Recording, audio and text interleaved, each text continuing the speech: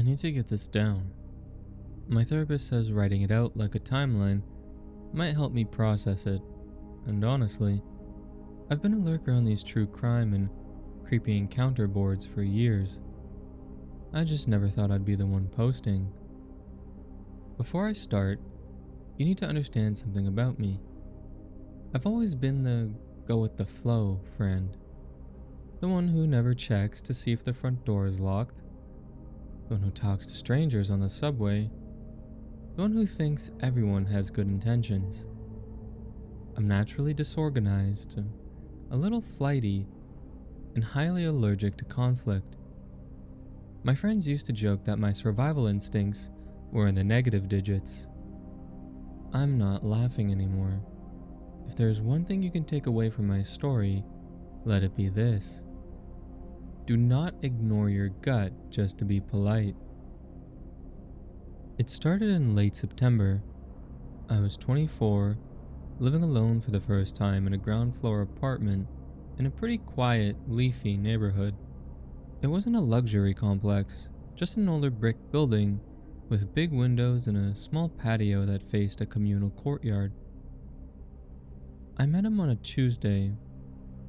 I was sitting outside a local independent coffee shop, sketching on my iPad.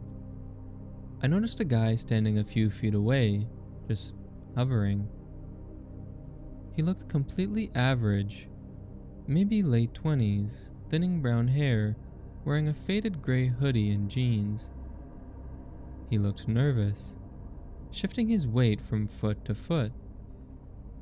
Because I hate awkwardness, I smiled and gave him a little nod. That was my first mistake. He took that as an invitation, walked over, and sat down at my small metal table without asking. He mumbled that I drew well. I thanked him. I should have packed up and left, but I didn't want to seem rude or stuck up. We ended up chatting for about 10 minutes. His name was Arthur. He asked a lot of questions, but in my naive brain, I just thought he was being socially awkward. He asked what I did for work, if I lived around there, if I had a boyfriend. I laughed off the boyfriend question, but I actually pointed down the street and said I had just moved into the brick building by the park and loved it. I know, you can roast me in the comments. I handed a complete stranger my general address because I was too carefree to realize the danger. When I finally got up to leave, he asked me for my phone number. I panicked, gave him a fake one, and walked home. I figured I'd never see him again. 2 weeks went by and I forgot all about Arthur. Then one evening, I was coming back from getting groceries. It was dusk. As I unlocked my building's front door, I glanced at the courtyard. Sitting on a stone bench, staring directly at my patio, was Arthur. My heart did a tiny, weird flutter, but my brain immediately jumped to rationalization mode. I told myself it was a public bench. He probably lived in the neighborhood, and not to be dramatic. I waved at him. Yes, I actually waved. He didn't wave back. He just stared. I went inside, unpacked my groceries, and turned on the TV. I didn't even close my blinds. I left the sliding glass door to my patio cracked open because the autumn air felt nice. Later that night, my best friend Chloe came over for wine. I mentioned Arthur casually, pointing him out through the window. He had moved to the sidewalk but was still lingering. Chloe freaked out. She slammed my patio door shut, locked it, and pulled the blinds down. She yelled at me, asking if I was insane, pointing out that he had followed me and telling me to call the cops. I rolled my eyes. I told her she listened to too many true crime podcasts. I told her he was probably just a harmless, lonely guy getting some fresh air. I explicitly refused to call the non-emergency line because I didn't want to ruin some poor guy's night over a misunderstanding. For the next month, the coincidences piled up, and I stubbornly ignored every single one. I started finding weird things on my patio chair: a smooth river rock, a single half-dead daisy, and a wrapper from the exact type of muffin I ordered at the coffee shop. I told myself it was kids from the neighborhood playing around. I would look out my kitchen window while making dinner and see him standing by the streetlight. I'd just turn my back and keep cooking. My mail started going missing, including important things like bank statements. I complained to the post office, assuming it was an incompetent mail carrier. I was living in a state of aggressive denial. Acknowledging that I was being stalked meant acknowledging I was in danger, which meant I had to take action and change my carefree lifestyle. I didn't want to. I wanted everything to be fine. The breaking point happened on a Friday in November. The weather had turned freezing. I woke up around 3 in the morning because I was thirsty. My apartment was pitch black. To get from my bedroom to the kitchen, I had to walk past the living room, where the large patio door was. I usually kept a small nightlight on in the kitchen, so the living room was dimly illuminated. As I walked past the sliding glass door, I froze. Standing on my patio, pressed completely flat against the glass, was a person. The blinds were tilted just enough that I could see through the slats. It was Arthur. But he wasn't just standing there. Both of his hands were cupped around his face, pressed against the cold glass, staring intently into my dark living room. The blood drained from my face. For the first time, my delusion shattered. The guy wasn't a harmless, awkward neighbor. He was a predator and he was hunting me. Did I call 911? No, because my brain was still malfunctioning. Instead of grabbing my phone, I acted on pure, stupid adrenaline. I marched up to the glass, slammed my fist against the pane, and screamed for him to get the hell away from my house. Arthur jumped back. Even in the dark, I could see his eyes widen, but he didn't run. He just stood there for a long, agonizing 5 seconds, looking at me. Then, he slowly raised his right hand and pointed a finger directly at me. He smiled, this wide, unnatural, closed-mouthed smile, and slowly backed away into the shadows of the courtyard. I finally locked the deadbolt.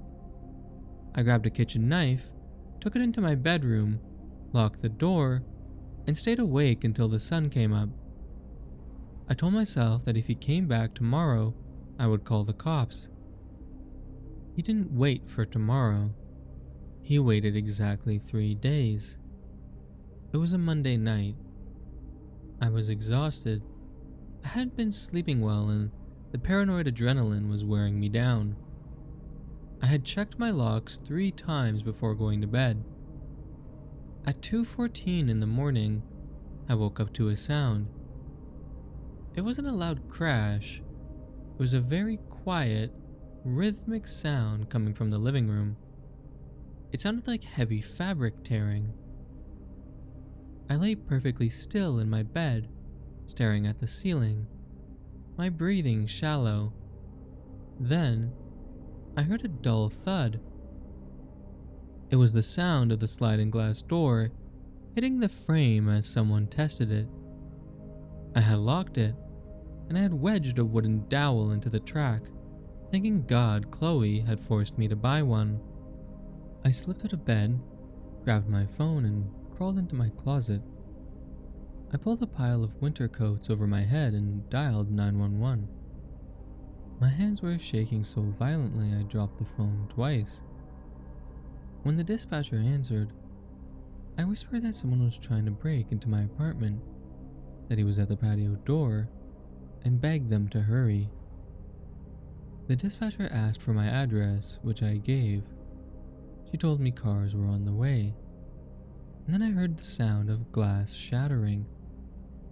It wasn't a huge smash, it was a localized crunch, followed by the sound of a hand reaching through the broken pane to unlock the door from the inside. He couldn't open it because of the dowel. I heard him grunting, pushing against the glass frame. I could hear his boots scraping against the concrete patio. The dispatcher told me to stay quiet, that officers were pulling onto my street, and not to make a sound. Through the bedroom wall, I heard the patio door finally give way with a sickening crack as the wooden dowel snapped under his weight. He was inside. I heard heavy, deliberate footsteps on the hardwood floor of my living room. He wasn't rushing, he was walking slowly. A scratchy voice whispered that he knew I was in there, that I had waved at him, and that we were friends. Tears were pouring down my face. I gripped my phone so hard my knuckles ached. I could hear him walk into the kitchen. I heard the faint rattle of the cutlery drawer being opened. Then his footsteps started down the short hallway toward my bedroom. He stopped just outside my bedroom door. I held my breath. I honestly thought I was going to die in that closet. I thought about how stupid I was, how I had practically invited him into my life because I didn't want to be uncool or mean. The doorknob to my bedroom slowly turned. It was locked. He jiggled it. Then he slammed his shoulder against the door. The wood splintered. I let out a muffled sob into my coat. He hit the door again. Suddenly, the night exploded with noise. Police officers yelled for him to drop his weapon and get on the ground. I heard a scramble, a loud crash as someone hit the drywall, and the sound of a heavy struggle. Men were yelling. Someone was screaming, and it was Arthur. I stayed in that closet for what felt like hours, until a female officer gently knocked on the remains of my bedroom door and called my name. When I finally came out, the apartment was flooded with harsh flashlights and police radios. They had him in cuffs on the front lawn. I sat wrapped in a shock blanket on the back of an ambulance while an officer took my statement. When I told my officer about the weeks leading up to the break-in, the bench, the gifts, the window peeping, he looked at me with a mixture of pity and disbelief. He gently asked why I hadn't called them a month ago. I didn't have a good answer, only whispering that I didn't want to overreact.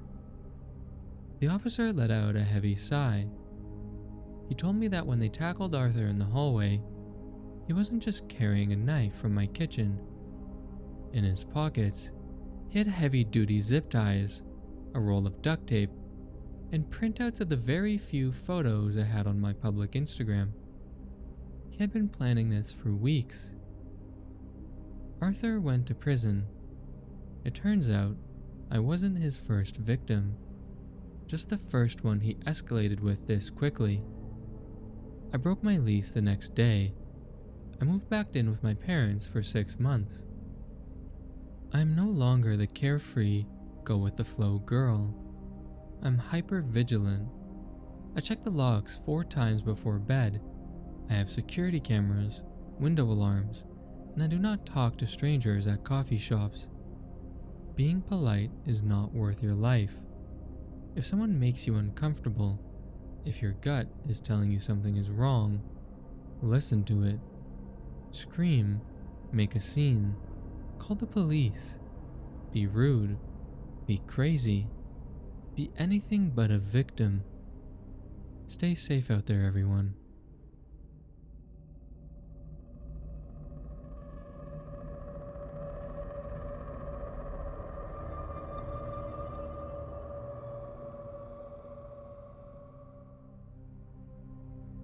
Hey everyone.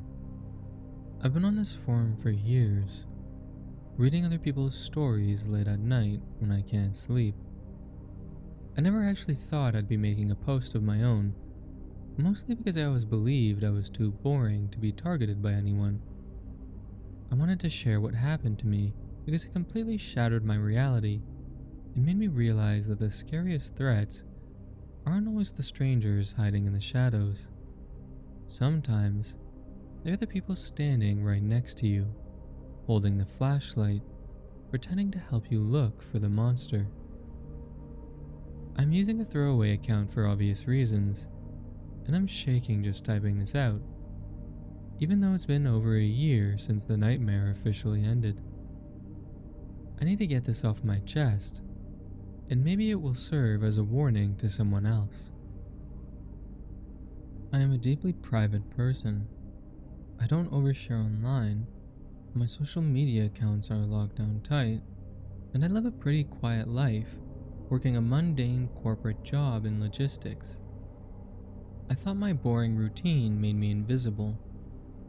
The nightmare started so subtly that I didn't even realize I was in danger until I was already suffocating. It began with text messages from an unknown number. I'd be at the grocery store on a random night, trying to decide between brands of pasta, and my phone would ping. The message would say something simple but terrifying, like, "You look tired tonight. Blue isn't your color." I would spin around, my heart hammering in my chest, scanning the aisles for anyone watching me. But it was always just regular people pushing carts. I tried to convince myself it was a wrong number or a stupid prank, but then it escalated to emails sent to my personal account. The sender would detail exactly what I was watching on Netflix, or what I had cooked for dinner. I lived alone in a high-rise downtown, and I started keeping my blinds drawn 24 hours a day. I felt like I was losing my mind. Every shadow outside my building felt like a pair of eyes. My immediate suspect was a guy named Greg. Greg was a freelance contractor who worked on my floor in my office building. He had always given me incredibly bad vibes. He had cornered me in the back room on multiple occasions, asking overly personal questions about my weekend plans, where I lived, and getting way too close to my physical space. I had complained to HR about him a few months prior because he had followed me down to the underground parking garage and watched me get into my car. He claimed he was just walking the same way, but my gut screamed otherwise. So, when the anonymous messages started, my brain instantly supplied Greg's face. It made perfect sense. I became absolutely terrified of going to work. I would take different routes to the office, leave at odd hours, park in completely different lots, and I started carrying pepper spray in my pocket everywhere I went. I was a nervous wreck, jumping at every loud noise and constantly looking over my shoulder. Because I was spiraling, I confided in my closest work friend, Marcus. Marcus was the senior systems administrator for our company's IT department. He was like the older brother I never had. Soft-spoken, brilliant with technology, and fiercely protective of me. We ate lunch together almost every day, and he knew all about my issues with Greg. When I finally broke down in his office, crying hysterically about the anonymous messages and my absolute certainty that Greg was stalking me, Marcus was furious on my behalf. He immediately locked his office door and told me he was going to help me. He said we needed to lock down my digital life to cut this creep off. I handed him my phone and my laptop without a second thought. Over that weekend, he came over to my apartment and spent hours installing high-end VPNs, wiping all my old passwords, setting up complex two-factor authentication, and he even ran a sweep on my apartment's network to make sure no one had hacked my Wi-Fi. He was my absolute savior. I felt so incredibly safe knowing someone as smart and capable as Marcus was in my corner, fighting this battle with me. But the stalking didn't stop. In fact, it got worse and infinitely more intimate. The messages started referencing things that were impossible for a guy like Greg to know. The anonymous texter knew when my mom called me from out of state. They knew exactly what time I set my morning alarm for. They even sent me a message saying, "Don't cry, you're too pretty to cry," on a morning where I had completely broken down and wept in my shower with the water running. I felt like the walls of my apartment were closing in on me. I tore my place apart looking for hidden cameras, but found nothing. Marcus told me that Greg must have cloned my phone or installed deeply embedded spyware before we did the security wipe. He told me these types of stalkers were incredibly persistent. Marcus even offered to let me stay in his guest room, but I was too paralyzed by fear to even pack a bag and leave my apartment. I just wanted to hide under my covers. Marcus would come over after work, bring me takeout, check my locks, and sit with me on the couch while I cried. He held my hand and promised me over and over that we were going to catch the bastard who was doing this to me. He even helped me file the police report, acting as my character witness and giving the detectives a formal statement about Greg's creepy behavior at the office. It all came crashing down on a rainy Friday night. I was at the absolute end of my rope.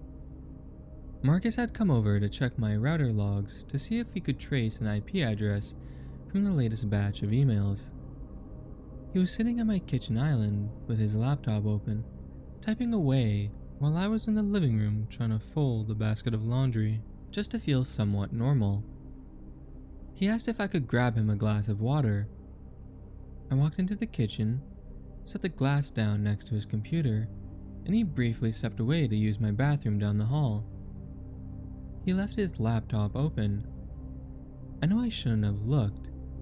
I always respected people's privacy, but I was living in a state of pure, unadulterated terror, and my eyes naturally drifted to his glowing screen, hoping to see some sort of breakthrough. He wasn't looking at router logs. He had a custom program open that looked like a massive, complex dashboard, and right in the center of that dashboard, I saw a live, high-definition video feed of my own living room. It took my brain a second to process that I was looking at the back of my own couch. My laptop was closed on the coffee table, but the camera was active and transmitting. Next to the video feed was a scrolling text window. It was a real-time keylogger, documenting every single keystroke I had made on my phone and computer that day.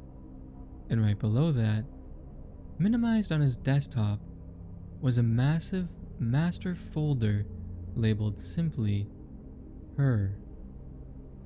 My brain completely short-circuited. The room started spinning. It was like I was looking at an optical illusion that suddenly snapped into a horrifying focus. Marcus. He was the one protecting me. He was the one who bought me dinner and held my hand when I was shaking in fear. But then the truth hit me with the force of a freight train. He didn't lock down my digital life to protect me. He locked it down so he'd be the absolute only person with total, unimpeded access to my entire existence. He was the one who set up the network. He was the one who changed my passwords. He had root access to my phone, my laptop, my smart TV, everything. He had used my very real fear of Greg, a fear he had actively validated and encouraged, to make me run directly into his arms. He was playing the hero to a crisis he entirely manufactured. He was the one sending the texts. He was the one watching me cry in the shower through my phone camera. I heard the bathroom door click open down the hall. Pure, primal survival instinct took over. I didn't scream. I didn't confront him. I knew if he realized I knew, I might not make it out of that apartment alive. I quietly stepped back from the kitchen island, forcing my face to remain completely neutral. I grabbed my keys and my phone off the counter, called out that I forgot I had to grab my mail from the lobby, and slipped out my front door before he could even emerge from the hallway. I didn't wait for the elevator. I pushed open the heavy fire doors and sprinted down 12 flights of concrete stairs, my chest burning, convinced I was going to hear his footsteps pounding behind me. I ran out into the pouring rain, flagged down a passing cab, and went straight to the downtown police precinct. I walked in drenched, handed the desk sergeant my phone, and told them absolutely everything. The betrayal I felt in that moment was somehow heavier than the terror. It was a physical, crushing weight on my chest. The police arrested Marcus at my apartment 20 minutes later. He was still sitting at my kitchen island, waiting for me to come back with the mail. They confiscated his laptop and later served a warrant for his desktop and servers at his house. The detectives told me weeks later that the sheer depths of his obsession were staggering and made the veteran cops sick to their stomachs. He had thousands of audio files, covert photos, and logged conversations spanning back nearly 3 years. Long before the anonymous texts even started, he had been watching me. He knew my heart rate from my smartwatch. He knew my menstrual cycle from my health app. The terrifying text messages were just his calculated way of escalating the situation to force me into a vulnerable, isolated state so he could play the white knight and fully insert himself into my home. Greg, the guy I was so utterly terrified of, was literally just an awkward dude with boundary issues. Marcus was a monster hiding in plain sight, wearing the mask of my best friend. It's been over a year, and my life looks completely different. I don't own a smartphone anymore. I use a cheap, prepaid flip phone with a camera taped over. I don't have Wi-Fi in my new house. Absolutely everything is hardwired. I deleted every trace of myself from social media. I quit my corporate job, and I have major, crippling trust issues that I'm working through in intense therapy. I wanted to post this long, rambling story because stalking isn't always the weird guy lurking in the bushes outside your window. The real world is much more terrifying. Be careful who you trust with your safety, and be especially careful who you trust with your data.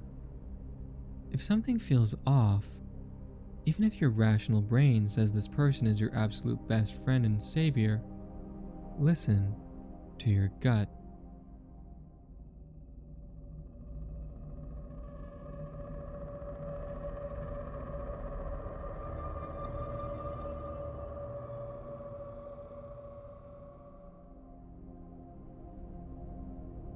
I've been debating posting this for a few weeks now. Longtime lurker, first-time poster. If you listen to true crime podcasts, you know the hosts always drill into your head the importance of trusting your gut. You hear the stories from survivors who say they had an overwhelming feeling that something was wrong before things escalated. I never truly understood that primal, sickening instinct until last month. I'm a 22-year-old woman, and up until recently, I worked the graveyard shift at a 24-hour convenience store on the outskirts of the city. My friends told me it was a terrible idea, a recipe for becoming a true crime statistic, but the pay was decent, and I desperately needed the tuition money. For the first 6 months, the worst thing I dealt with was drunk college kids trying to steal energy drinks. It was mundane, boring, and safe. Then came a Wednesday night that shattered my sense of security forever. It was around 3 in the morning, the deadest part of the shift. I was behind the counter, organizing cigarettes, when the bell above the glass door chimed. A man walked in. At first glance, he was completely unremarkable. Late 30s, average height, faded gray zip-up hoodie, dark jeans, and scuffed work boots. But the atmosphere in the store instantly changed. It felt like the air pressure dropped. He didn't wander the aisles. He walked in a straight, deliberate line directly to the counter and just stopped, about 3 feet away, staring right at me. His eyes were wide, unnaturally unblinking, with a strange, rigid stiffness to his posture, like a coiled spring. When I asked if I could help him find something, he didn't answer right away. He looked down at my name tag, his lips moving silently as he read my name, and then his eyes snapped back to my face. He smiled, a tight, calculated stretch of his lips that didn't reach his flat eyes. He finally asked for a single pack of mint gum, his voice raspy and emotionless. He paid with exact change, already clenched in his fist, took the gum, and walked out. But he didn't get into a car. Through the storefront windows, I watched him walk to the edge of the parking lot, just beyond the glow of the overhead lights. He turned around and stood in the shadows, watching me from the dark for about 40 minutes. I was paralyzed, hand hovering over the panic button, until another car finally pulled in. When I looked back, he was gone. My shift ended at 7 in the morning. Exhausted and creeped out, I just wanted to get home and sleep. Relying on the city bus system, I walked to the stop 2 blocks away, constantly looking over my shoulder. The morning light made me feel a little braver. I got on the bus, put in my earbuds, and tried to rationalize it all. He was probably just an eccentric guy having a weird night, I told myself. The bus ride to my apartment complex usually takes about 30 minutes, weaving through completely different neighborhoods. About halfway through the route, we stopped at a major intersection for a red light. I rested my head against the window, watching the morning commuters. Suddenly, my stomach dropped. Standing on the street corner, waiting to cross, was the man in the gray hoodie. We were miles away from the convenience store. A cold sweat broke out on my forehead. I tried to convince myself it was a coincidence. Lots of people wear gray hoodies. Lots of people are out at about 7:30 in the morning. He didn't look at the bus, but I couldn't shake the suffocating feeling crawling up my spine. When I finally got to my stop, I sprinted the 3 blocks to my apartment building, double-locked my door, checked the windows, and collapsed into bed, desperately blaming my mounting paranoia on severe sleep deprivation. I woke up around 4 p.m., the afternoon sun streaming through my blinds. My apartment felt secure, and the creeping dread from the night before seemed almost silly in the daylight. I needed to do laundry, which meant a trip to the laundromat at the end of my street. I threw my clothes into a basket and walked down the block. The laundromat was moderately busy, the hum of the machines providing comforting white noise. I loaded my clothes, sat down in a plastic chair facing the large glass front windows, and started to read a book. I was about 10 pages in when I felt it. If you listen to true crime, you know exactly what I'm talking about. It's that heavy, prickly sensation on the back of your neck. The biological alarm bell warning you that a predator has its eyes on you. I slowly lowered my book and looked up. Through the glass, standing on the sidewalk on the other side of the street, was him. The gray hoodie was pulled over his head now, but I recognized the posture immediately. That rigid, unnatural stillness. and he was looking right through the window, directly at me. This was no longer a coincidence. 3 times in less than 14 hours, across 3 totally different locations, he had tracked me. Panic flared in my chest. I left my clothes tumbling in the wash and stood up. I didn't want to run and provoke a chase. I pushed open the doors and started walking briskly in the opposite direction of my apartment. I knew enough from every podcast I've ever listened to. Never lead a stalker to your home. I merged into the foot traffic on the sidewalk, breathing shallow and fast. Risking a quick glance over my shoulder, I saw he had crossed the street and was walking behind me. He wasn't rushing or running. He was keeping a steady, relentless, measured pace, matching my every step. The feeling of being hunted was absolute. I needed to get into a populated, enclosed space where I couldn't be cornered. I spotted a busy local diner a block ahead, rushed inside, and threw myself into a booth near the back, making sure I had a clear view of the front door and the street window. I ordered a black coffee from a very confused waitress and stared out the window. 5 minutes passed in sheer agony, then 10. My breathing started to slow. I desperately began to convince myself that I had lost him in the crowd. But then I saw him.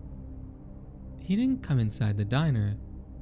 He calmly walked up to a public bus bench directly across the street and sat down, right in my direct line of sight. He didn't pull out a phone or a newspaper. He just sat perfectly still, hands resting on his knees, staring through the diner window right into my eyes.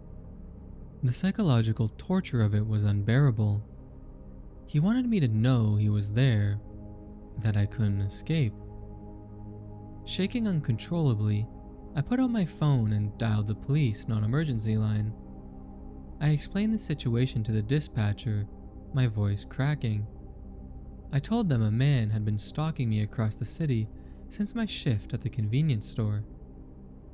The dispatcher told me to stay exactly where I was, in a public place with witnesses, and that they were sending a patrol car immediately.